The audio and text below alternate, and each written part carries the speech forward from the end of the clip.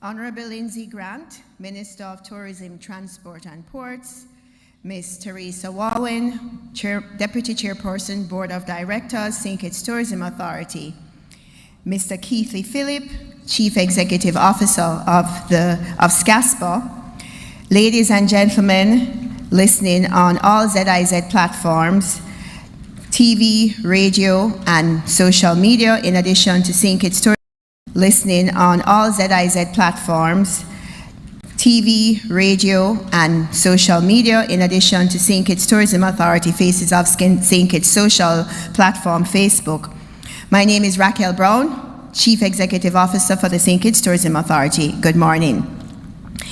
And season's greetings. We're finally close to the winter holiday season. Christmas is around the corner. We're now finally feeling the cool breeze and we're very excited. Today is a tremendous day for us. Minister is going to be giving a lot of updates as it speaks to significant changes, as some of you may be aware of already, as it relates to cruise, but also he will be also giving updates as it speaks to the requirements for operating in the new protocols as it speaks for cruise. He will also be giving an update as it speaks to stayover tourism, and also outlook as it speaks to cruise tourism with the unscheduled update as it speaks to calls for January and February. The path today and over the last 11 months has not been an easy one for the Ministry of Tourism and St. Kitts Tourism Authority. We have worked hard and diligently with the task force and the Chief Medical Officer for us to achieve the past 6 weeks, the number of calls that Minister Grant will speak to, but also most importantly, the success. This week, we had 4 cruise calls at Port Zante. Specifically, on Tuesday, we had 3 celebrity ships, and we had the flagship Celebrity Apex. This is a tremendous achievement for St. Kitts. Most importantly, we had 14 calls for this week, starting Sunday, ending on Saturday. This is no small achievement, and we really, really, really need to say thank you to Minister Grant and his team, because this is a tremendous success, and there are many destinations in the Caribbean that are not even getting 4 ships a week. At this time, I'm going to ask Minister Grant to give his update, and I would like to say it's a lot of information, but we will be sharing it post the press conference.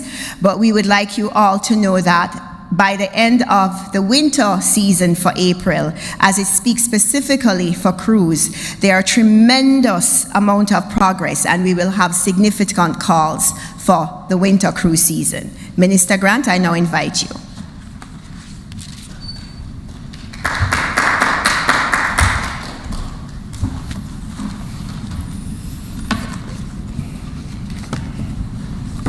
Thank you. Should I say Chairwoman, CEO Raquel Brown, thank you very much for your warm welcome. Ms. Teresa Warwin, Deputy Chair of the St. Kitts Tourism Authority. Ms. Raquel Brown, CEO of the St. Kitts Tourism Authority. Mr. Keithley Phillip, CEO of SCASPA. Mrs. Melnicia Marshall, Deputy Chief Executive Officer of the St. Kitts Tourism Authority, specially invited guests, members of the media, a very pleasant good morning. I want to thank you, the stakeholders and the members of the media, for joining us this morning. We have now reached a very significant pinnacle in our ongoing efforts to rebuild the tourism sector. I stand here this morning very proud of our achievements to date. Yes, I said our achievements because everything we have been able to accomplish has been because of the hard work of my team, you the stakeholders, and the public at large. In June, when we came to you, we asked you for patience as we ventured on the phased approach to rebuild the cruise sector. This approach was characterized by bubble experiences, focused customer service, and health and safety protocols that were aimed at keeping our nationals, our residents, and our visitors safe. I am proud to once again report that to date, since we began this journey on the 22nd of July 2021, with the arrival of the Seabourn Odyssey, we have not had one single case of COVID-19 that can be contributed to the reopening of the cruise sector. In addition, the number of cruise ships to call to St. Kitts and Nevis by our cruise line partners, who are importing out of the US, out of Europe, and the Caribbean, have consistently increased.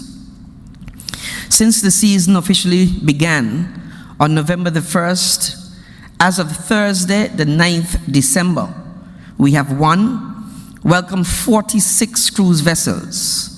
Included in that number are 4 inaugural calls during the month of November alone: the Celebrity Apex, the Aida Perla, the Enchanted Princess, and the Seabourn Ovation. 2, our 46 vessels have brought 53,188 passengers. 3, on November the 24th, we welcome Harmony of the Seas, which brought the largest number of passengers to arrive on a cruise ship since March of 2020, with an admirable 6,159 passengers. Already for the month of December, we have already welcomed 11,527 passengers. 5, over the weekend coming, we will have 2 additional inaugural calls. Tomorrow, Saturday the 11th December, we will welcome MSC Seaview of the MSC Cruise Line. This is the sister ship to MSC Seaside, the largest ship in the MSC fleet. The MSC Seaview will be with us for the season, and this bodes very well for our rebuilding efforts. On Sunday, the 12th of December, Seven Seas Splendor of the luxury Regent Seven Seas Cruise Lines will make its inaugural call. 6, on the 22nd of December, we will welcome the inaugural call for the Sky Princess, which will be the second inaugural call from the Princess line, as we would have welcomed the Enchanted Princess in November. And 7, during the month of December, we will welcome a total of 62 calls for December. And believe it or not, January, we will have 77 calls. February, 62 calls. And if my math is correct, when I began totaling sometime yesterday, I think I was over 200 calls. And that deserves another round of applause. Today is a new day. It is a brighter day as we stand on the dawn of the second phase of the reopening of the cruise sector. Our successes to date are certainly noteworthy and were plagued by their fair share of teething pains. Our fully vaccinated, travel-approved experiences accomplished the goal of reopening the sector safely while we balanced lives and livelihoods. With this success, we continue to review our strategy so that we can meet the demands of our guests and the needs of our community who depend on cruise for their livelihood. Over the past week, we have heard the cries of our stakeholders, who, for some, saw the progress of the sector but were not feeling it in their pockets. Our stakeholders, the small men who had built their online businesses, were victims of miscommunication where guests struggled to understand the cruise line's communication of the St. Kitts experience. This meant that there was more to be done. Our guests who arrived on our vessels expressed their desire to explore all that we have to offer as a destination, as they have done what they could to keep themselves and our communities safe by being fully vaccinated. As a community, we have also been playing our part, as 80.7% of our target population has received their first dose, and 74.4% have received their second dose. This is indeed an achievement that puts us in a position to be more competitive and increase the earnings of the sector. Hence, on Thursday, the 9th of December 2021, a further easing of restrictions were announced. And so that effective Saturday, tomorrow, the 11th December 2021, these would be the new procedures. 1. The fence at Port Zante will be removed, allowing our visitors to explore the destination freely. In fact, if I'm advised correctly, that fence will be removed sometime this evening, in time for tomorrow. And as I've been just advised, the removal has started already. 2. All passengers over the age of 12 must be fully vaccinated for both cruise and for stayover. Children under the age of 12 unvaccinated must travel with their fully vaccinated parents. 3.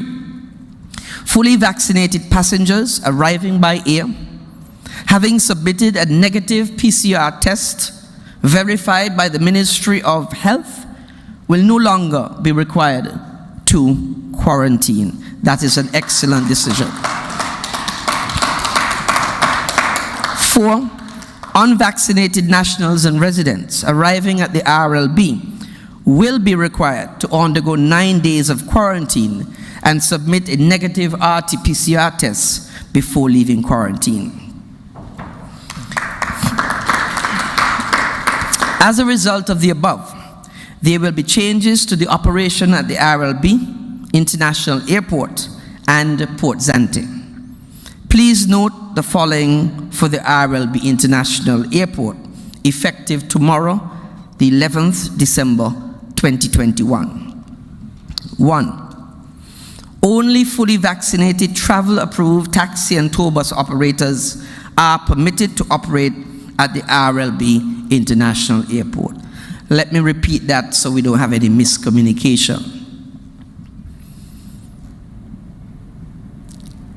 A taxi or tour operator who does not have the travel-approved seal issued by the St. Kitts Tourism Authority in conjunction with the Ministry of Tourism will not be eligible to enter the RLB and will not be eligible to enter Port Zante.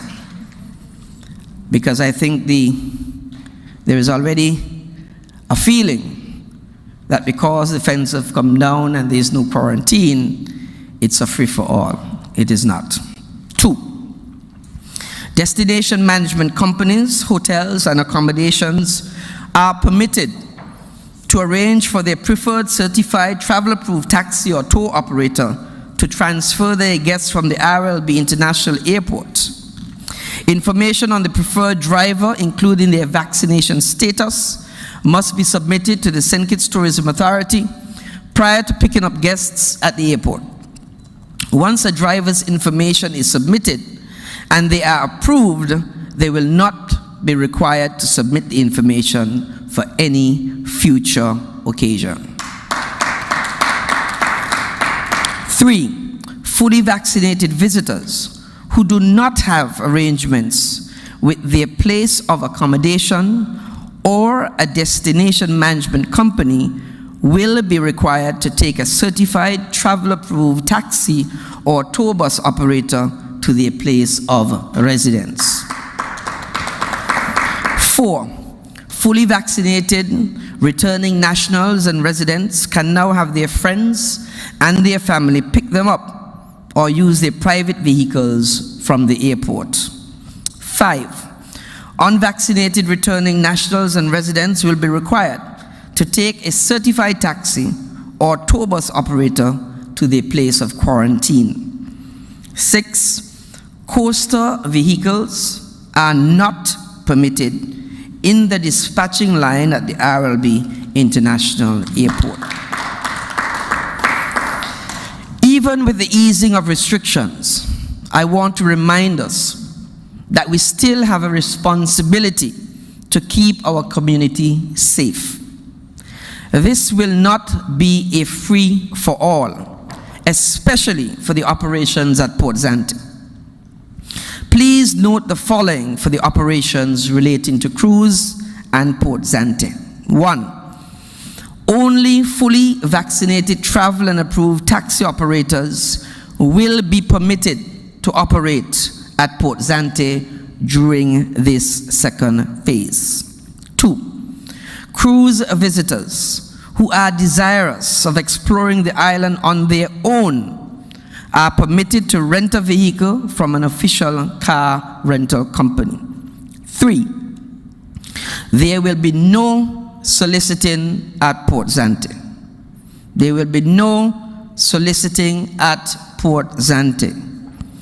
It is still particularly important that we understand our product and our service offerings, that they add value to the guest experience and encourage safety.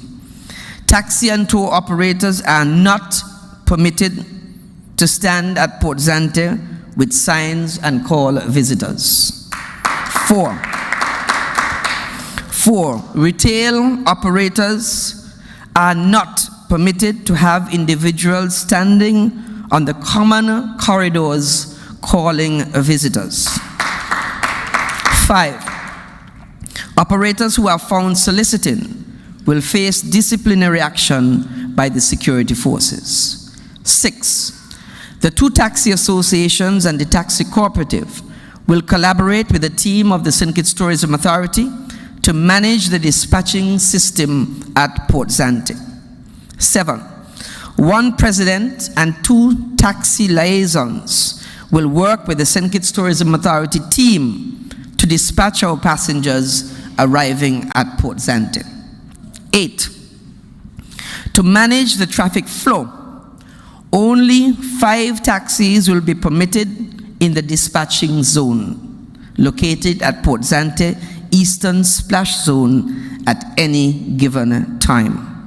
9. We will have 2 dispatching lines, the rotation for the day and the free line. The rotation line will be based on the travel approved numbers assigned, and those individuals who do not receive a job in the rotation will roll over to the next ship day at Port Zante. The free line will be on a first come, first served basis and will not roll over to the next day. In addition, vendors operating in the prescribed areas such as Black Rocks, the Mina Craft Market, Timothy Hill, places of tourist accommodations, or at any of our beaches must be fully vaccinated and must have completed the travel approved training to work.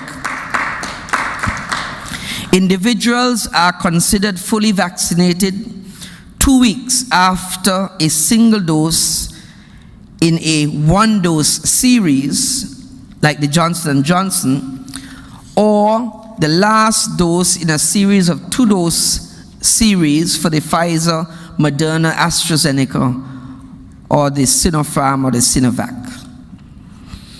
We understand that with the lifting of these restrictions, the goal will be to restore livelihoods. But I must caution us that Rome was not built in a day. And we cannot afford to kill the goose that laid the golden egg, as the proverbial saying goes. So I want to encourage all of us to maintain our health and safety protocols. Wear our masks. social distance where possible, wash your hands and sanitize our hands, because we still have a responsibility to protect the vulnerable in our community, our elderly, and our children. We are now in the peak of the season, a season of tidings and a season of joy. Let us not look back at this time in the future with any regret. I am soliciting the continued assistance of our stakeholders and the public to continue to do all that we can do to offer our guests an authentic Kitishan experience. To our taxi operators, refresh your tours. Speak to those things that make us unique. The opportunity is ours to set apart from the competition by doing things differently. The days of fighting and pushing at Port Zante, fighting on our beaches, rushing for tours, and must never return. We must commit ourselves to doing better and to be being better. I want to take this opportunity to thank Ms. Raquel Brown, our Chief Executive Officer of the St. Kitts Tourism Authority, for her leadership of the team and her stellar contribution to the development of our sector over the past 8 years.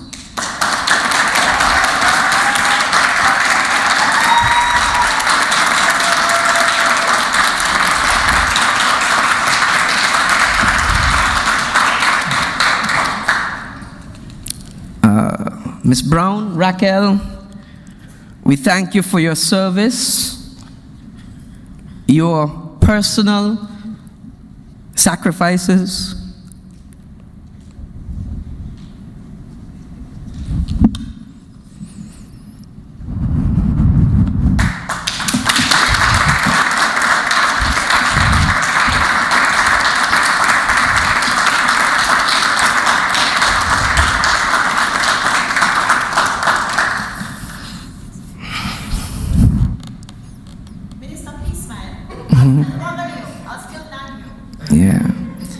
we want to wish you every good success in your future.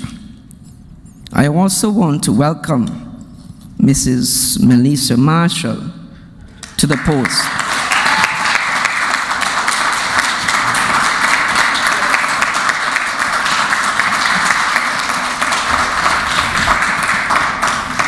To the post of Deputy Chief Executive Officer at the St. Kitts Tourism Authority.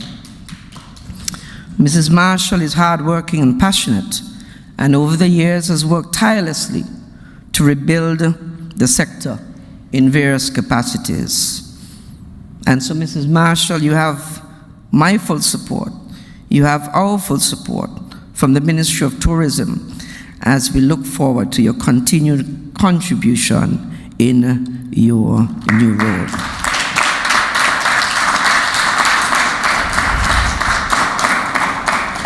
Today is a day of new possibilities, and so I implore you to do some self-reflection if you have not already done so, and let us work together to rebuild our sector in a sustainable and in a safe manner.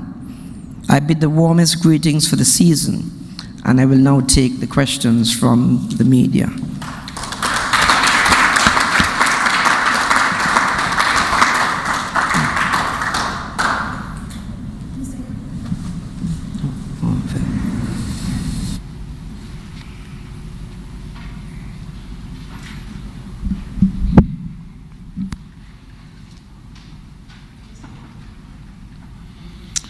Good morning, Devon Cornelius, Win FM. Just a few questions. Fully vaccinated passengers are no longer required to quarantine, test upon arrival. What is the volume of traffic the Ministry of Tourism is expecting for stay-over visitors from this change in policy? Second question, what is the total cost for the works expected at the cruise pier? And what role will the initial contractors play in the additional costs? And the final question is, has the CEO of the Nevis Tourism Authority resigned? Thank you. Well, let me answer the last question first. My remit is the Ministry of Tourism in St. Kitts and the St. Kitts Tourism Authority. I have no information, advice with regard to the Nevis Tourism Authority, so that has to be directed to the correct or through the correct channels to have that properly answered. The second question was with regard, I think, to the cost of the dredging work that we will do at the cruise pier. I see my CEO of SCASPA here. I think he's more seized of that information. So if you can give that information, I'd be grateful. Okay, he has said that well, you come to the.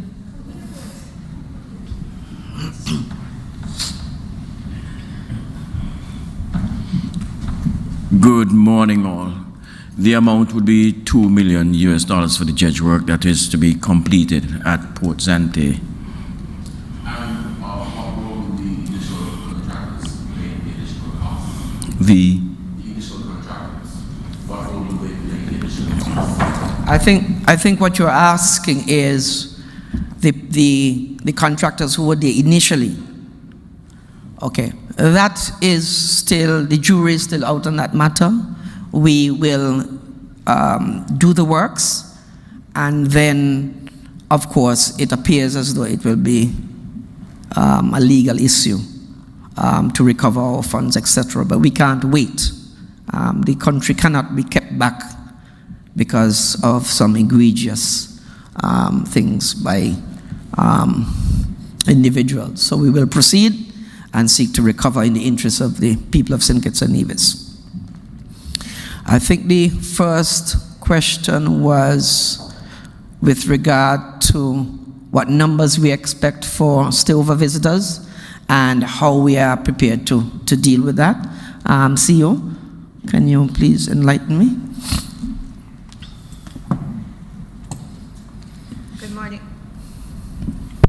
Good morning again, everyone. Up to November, we had our highest air arrivals yet for the year. We had around 3,800 persons, 3,710, arrive into the Federation by air. What we're looking at is that into December, we see an increase of that to possibly be to about 6,000. We have to be conservative because we are still dealing with the COVID-19 situation, pandemic, the new variant and its Omicron and its new mutations. But also, we must remember that back in September, we still had a 4-day quarantine. And so for us, even though we started marketing the destination as early as October 1st, persons already started to make their decisions. So we were very conservative. If you remember, Minister spoke to this in previous press conferences. What we do see is that for Q1, January to March 2022, we do see that we will have a pickup. We are hoping that each month we will at least attain 6,000 visitors. Now, that is not what we will normally receive in January or February. That's about 25%, because normally we would be between 15 and 18,000 visitors, as we did in 2018-2019.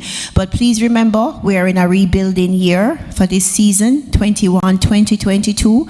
So what Minister and the team will be forecasting and building towards is having a much better 2022-23 season to meet the target goals of 2015-16, which is at the baseline where we started to make achievements. Good morning, all. Sort of following up on the line of questioning here. Outside of the pandemic, let's put the pandemic aside, there has always been some difficulty, perhaps, if you want to call it that, in marketing to the Canadian and the European markets. Explain that to us, because to me, as you said, the bulk of our tourists, at least coming from by air, are coming out of the United States. What is the difficulty in the Canadian and European markets? CEO?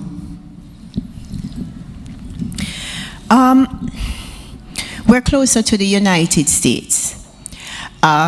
St. Kitts is still in a very embryonic stage of our tourism product. Please let's just remember that 2004 was when we officially started tourism as the #1 industry versus sugar agriculture. I think we all also need to remember that at this point we have 1,800, pre-COVID we had 1,800 rooms. We do not have all-inclusives. We are not the destination where you get packages.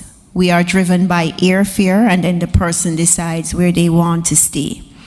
Because we're that quintessential Caribbean, we're the traditional Caribbean, it is not that we do not want to market to the UK, Canada, and Europe. We started first with the United States. We have the most airlift that is accessible to us out of the United States. We must also remember that the Tourism Authority does not have a huge budget. The Tourism Authority has a budget, and we're responsible for carrying the risk for aircrafts and also the risks for marketing. If all of our budget was for marketing, yes, we could market much more in Europe, in the UK, and in Canada. But for every plane that basically has come here in the last since about 2004, when American Airlines started, we must remember that we are carrying the risk. It has gotten better. We don't have to carry the risk for the daily flight anymore for American Airlines. Minister, you forgot to make that announcement. He doesn't like to, I don't know what happened to him. So we don't pay for the MRG anymore for the daily flight. Woo!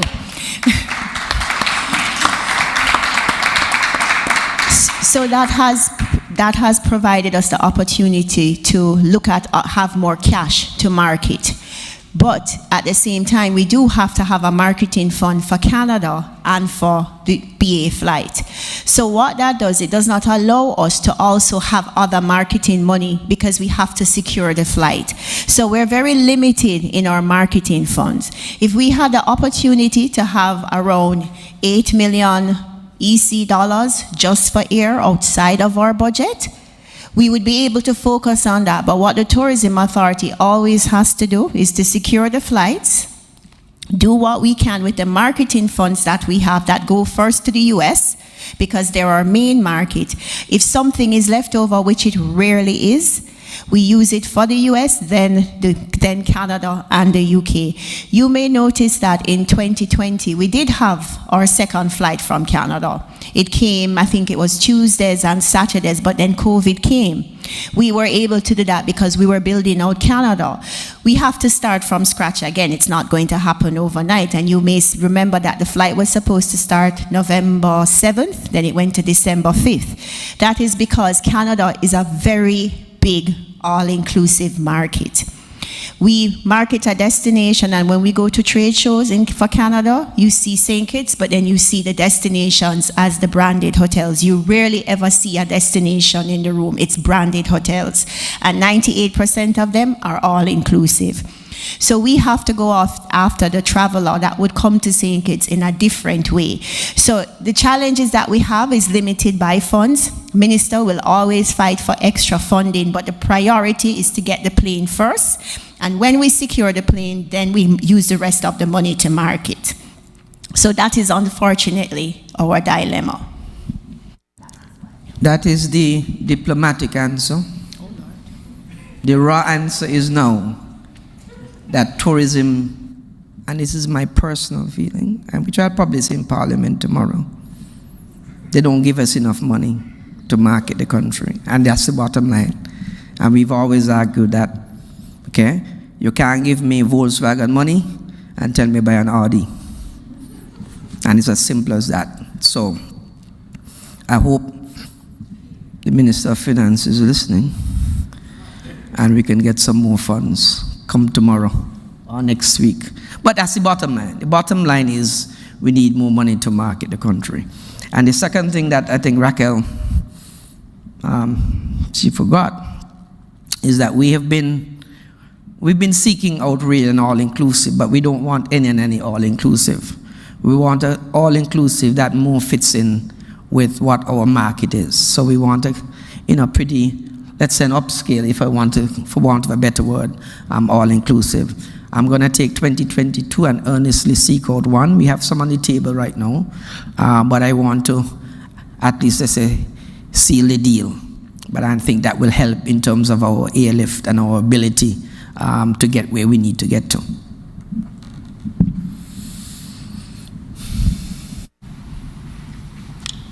Good morning, Germany Abel, Lesbian Vibes. A couple of questions, Minister. I want to start off where we left on the flight capacity and all of that. What's the Ministry and the Tourism Authority's approach to the European market at this point in time, taking into account the Omicron variant of the COVID-19 virus? Just for clarification's sake, will the screening measure remain at RLB for someone who's going to pick up, let's say Mr. Abel is going to pick up someone who's coming into the country? Will the screening measure still be in place for that? And also, I think, I'm not sure if this has been mentioned, whether or not by Tourism Authority or the health officials.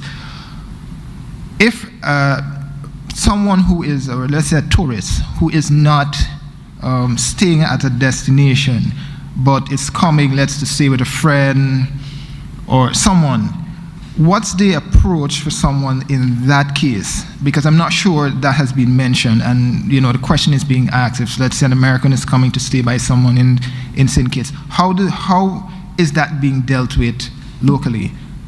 And my final question has to do with, has the Ministry of Tourism Authority engaged the stakeholders, the taxi associations on some of the changes that are being made, and what's the feedback being with regards to the changes that are coming into place beginning Saturday?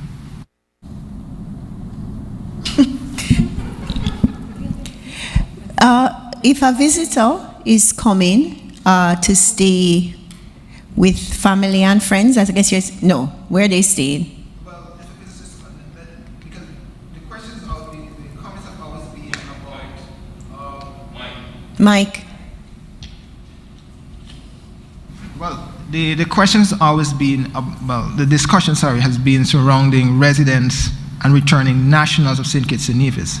But the question out there is, what if someone who's not a resident or deemed a resident or a national of St. Kitts and Nevis is coming into the country, but they're not staying at a hotel specifically or a resort? I'm not sure that has been. So they're staying at addressed. a villa, condo, guest house, they're private residents. They land and they go because you no longer have 24-hour quarantine.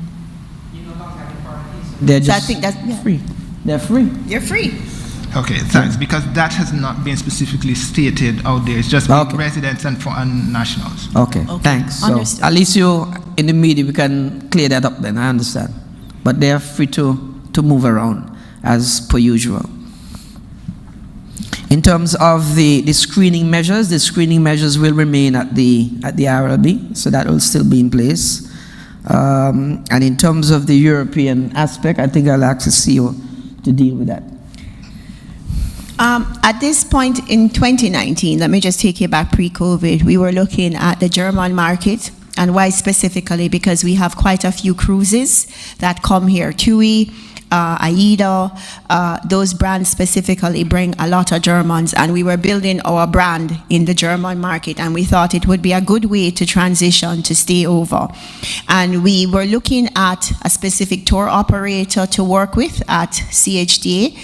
However, 2019 came and we were still working through, because Condor Airlines that flies to Antigua in the season, one, they don't do double drops like BA, so that was not an option. And we still did not have the capacity that we felt we could bring in or stay over with a full plane. We were still reviewing a stay-over operator, because how you market in the UK is a little different in Germany, because also now up to 2019 there was still the transition of the UK from the European Union. Now it has completely changed. They're on their own, so we will be looking at it, the Tourism Authority. But I'd like to remind us to be cautious. We have to start with our lowest hanging fruit first, and that is the US market, the Canadian market, and the UK market. Why? We have those planes and they're not yet coming at 80% capacity.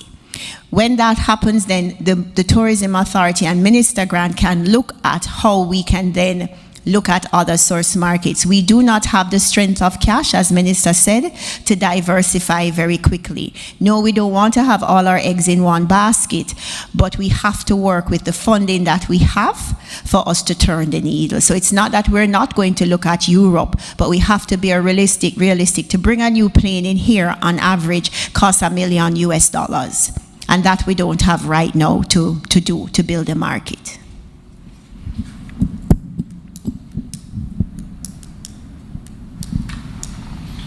Following upon what the Minister had said earlier and what Ms. Brown had indicated, it seems to me that there are not enough rooms, accommodation on the island of St. Kitts and Nevis. What is going to be the investment strategy going forward for the next 4 years or so? Because it's going to take some time to get those rooms. So what is going to be the strategy? I'm glad you raised that. You also have to appreciate that while we are saying this, there is Ramada that has just opened. I don't know what available rooms they have, but at least that's an addition to the stock. We have to engage the people at TLOF in terms of when those 200 rooms are going to come on stream. And I can say to you that we are very close, very, very close to,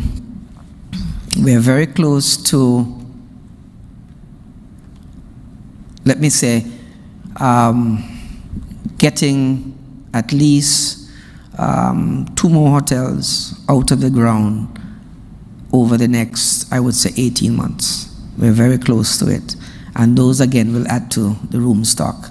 And the type of hotels I understand there will augur well for us also. So although we're painting the fact that we don't have enough rooms, we are hopefully optimistic that in the very near future there will be a realization of some new hotels which will increase the room stock. That much I can say. And I just want everyone to remember, when we had 1,800 rooms, we had 2 flights from Miami, 10 days a week. We had 3 flights out of New York. We had American Airlines JFK. We had Delta JFK. We had Newark JFK. We had Dallas in the summer, out of Dallas Fort Worth. We had Air Canada that was twice weekly. We had BA that was weekly. We had Atlanta and Charlotte. So with 1,800 rooms and getting very close to 150,000 in terms of air arrivals, we were there. So even though we are with our room stock now, we can still achieve that 150,000 goal for air arrivals. What Minister is speaking about is the future in terms of having additional economic trickle down, and that is what is extremely important for stayover. And we must also remember, unlike other countries where their cruise spend is under $100 US, St. Kitts spend up to 2018, when they did the last BRIA economic study for cruise, our spend was $135 per day, per passenger.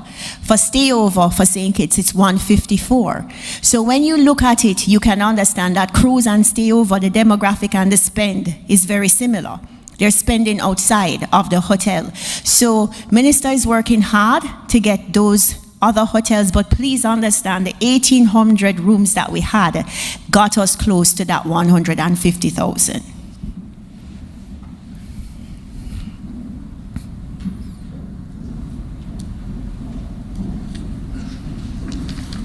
One more question for me.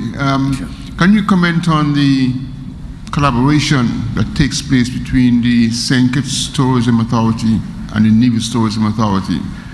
It seems to me that we can get more if we work together rather than separately. But it seems that, to me, outside, it looks as if we're all doing our own thing. Okay. Let me first say, the Nevis market is significantly different from the St. Kitts market. That's the first thing you have to remember. That is why it's difficult probably for us even to market together, because their visitor is a more discerning, let's say, quaint person of somebody who would want a plantation style hotel, that sort of visitor, and the Four Seasons visitor. Yeah, it's a bit of a conundrum sometimes. I would say, however, since I began since I've been placed in this position 6 years ago, we've come significantly closer in terms of a relationship with Nevis Tourism Authority and the Ministry of Tourism in Nevis. As a matter of fact, we have gone on tours of duty more than once together as a team to market St. Kitts and Nevis together. And we have always said that being together is better because you're getting two for the price of one. So we're getting there. It's just that over the last 2 years, COVID has really derailed a number of things, a number of initiatives, For example, where we are today is like we're starting over with stovers, we're starting back again with crews. It's like this is the new playbook. So we are going to get there. So I don't want you to walk away from this room with the understanding or the feeling that we don't collaborate and we don't work together. We have an excellent working relationship.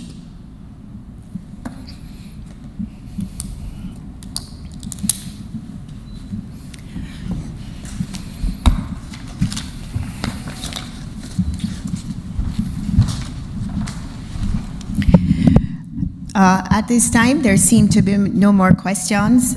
Minister Grant, thank you for your kind words. Thank you for always your support. Minister Grant will always say that I nag him, and it's true. I am a nagger, but I nag him in good cause. And those of you who know me, I nag because, Glenn, don't look at me, because it's a good reason. We need to get something done, and I'd like to get it done. So this is not my press conference, but I would just like to say it has really been an honor and a privilege for me for the last 8 years.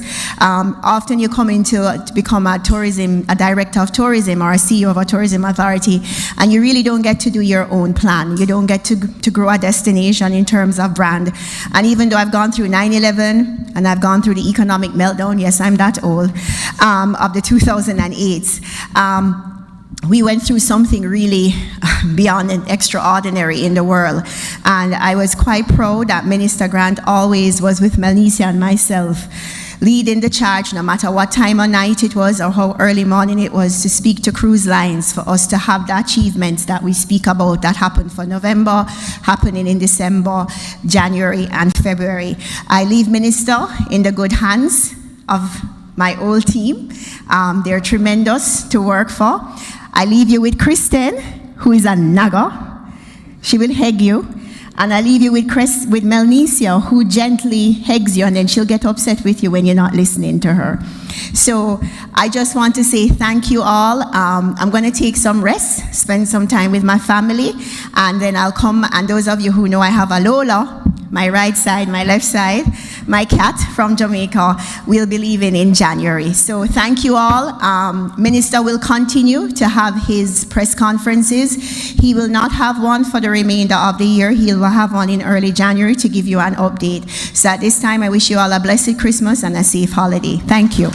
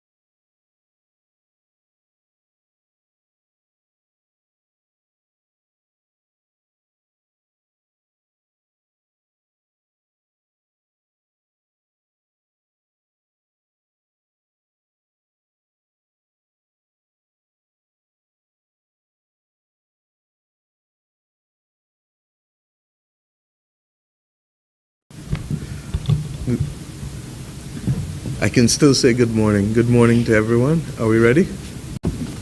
Ready? Good morning, everyone. I want to thank you for being here this morning. Yesterday, the members of the Barbados Hotel and Tourism Association, the Barbados Workers Union, and the Government of Barbados met to discuss a number of matters pertaining to the state of the tourism industry, but also to the industrial climate within the tourism industry. This meeting was occasioned as a result of a letter received earlier in the week, I think Tuesday, from the BHTA, as well as a request for a meeting from the Barbados Workers Union with respect to other matters pertaining to industrial instability at, I believe, what is known as the Club Resort in Old Town. I felt that it was critical, therefore, that the government meet with the stakeholders in the industry in order to be able to ensure that we resolve a number of issues. And I want to thank both sides for what I believe has been a productive meeting. The BHTA would have worked with the Barbados Workers Union and the government in respect of settling the BEST program, which is intended to be able to sustain employment as well as to sustain enterprises within the tourism sector during this very difficult time. Indeed, let me say at the outset that the anticipation of the government was that there would always be a second wave in Europe and North America. We were told that every day since March or April. And in anticipation of that, rather than continue to have persons be subject only to the arrangements within the context of the national insurance scheme that would lead to unemployment benefit which has been exhausted, or indeed severance, which will pose other problems across the industry as well as problems with respect to the sustainability of employment for persons in this country. We took a decision to come up with the BEST program. The Barbados Workers Union, through Ms. Moore, General Secretary, in July, would have put on the table the concept of a job subsidy program, which morphed into elements of the BEST program. The government would have discussed this with the Barbados Hotel and Tourism Association, and in addition, we laid a framework that would require us to link it, one, to training, because we believe that whatever we do, we can always do better, and we would use this downtime to secure training of all persons at all levels. Greening, whether it is water harvesting or water conservation. Renewable energy for those who are interested in pursuing that and us facilitating the same. Digitization, because almost everything we do, I keep telling people, this is effectively my office now, and for most of you too. So that digitization is critical, especially in the context of a pandemic where you don't want people to be touching where you can avoid it, and hence cashless mechanisms, other mechanisms that are not requiring people to touch often or to do things that would expose them to a greater level of risk to the pandemic becomes all the more important.